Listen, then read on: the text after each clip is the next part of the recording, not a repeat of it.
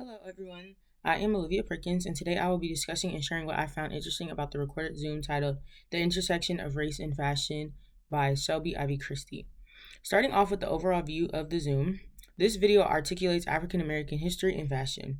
Now, it is not a new concept that African Americans have a huge influence on fashion and other industries such as the music industry.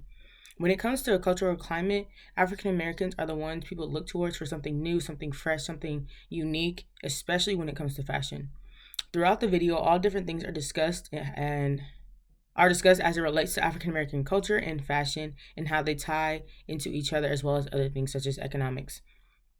The first thing I found interesting was when Christie stated that clothes are not just clothes, which is a true statement because we know this, we've been learning this all year. Clothes are not just clothes. And the reason I found this interesting is because African Americans as a group and as a culture are very symbolic. The things done such as music, art, fashion, all tell a story in one way or another and have cultural importance and reflect history in one aspect or another.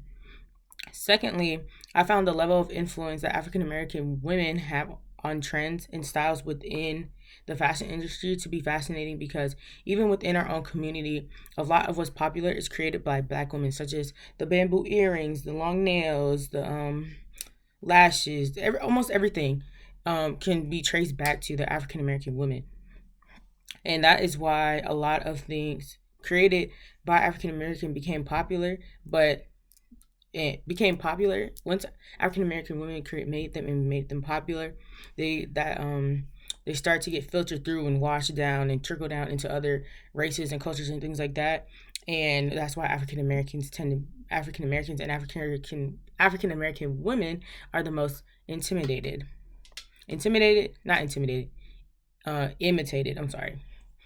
Lastly, I found African American designers not having the funding and access to resources like their white counterparts interesting because it is the main challenge that African Americans face in general, whether it is in the fashion industry and in the music industry, almost in every aspect of African American life. When it comes to economics, is the one thing that we struggle with the most, and it is one thing that we have to overcome in any aspect of life, not just specific industries, as I just said.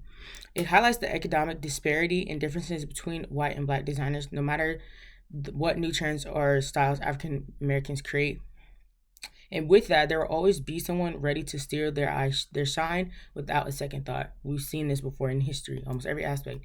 Once again, African Americans are one of the most imitated groups of people, and the people that imitate us don't do it correctly. So that's another thing.